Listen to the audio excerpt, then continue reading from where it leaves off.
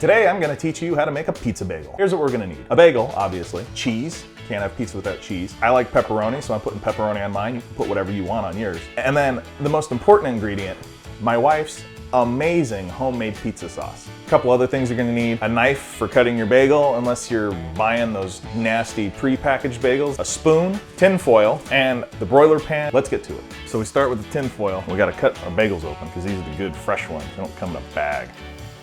Lay them on the tin foil like that. And just start spreading it around like this.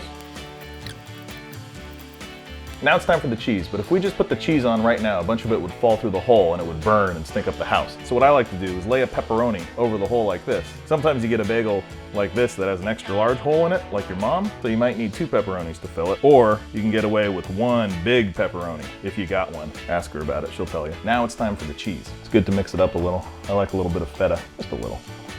Don't need a whole bunch, just pile it on there. But remember, you don't want it to fall off and burn, so you won't get carried away. Next up is the pepperoni. I always do 6 on each side of the bagel. I know it looks like a hell of a lot of pepperoni, but 5 minutes in the oven, and these things are gonna shrivel up like a dick in cold water. It's not gonna look like a whole lot of pepperoni when we're done. There it is. Pizza bagels are ready to cook. Now we turn on the oven. Do the broiler part of the oven. Set it to low. We don't want to preheat the oven before we're done with these because they'll cook too fast and the pepperoni will burn and the cheese will burn and the bagel won't get heated all the way through. So I always wait until the last second to turn on the oven. I'm going to set a timer for about 6 minutes. Come back and check on it. Let's take a look at these. That's how you want it. The pepperonis are crispy. The cheese is all golden. Oh yeah. Be sure to let them cool down for a minute or 2, otherwise you'll burn the roof of your mouth and you won't be able to enjoy any food for a week. That's good. That's the stuff.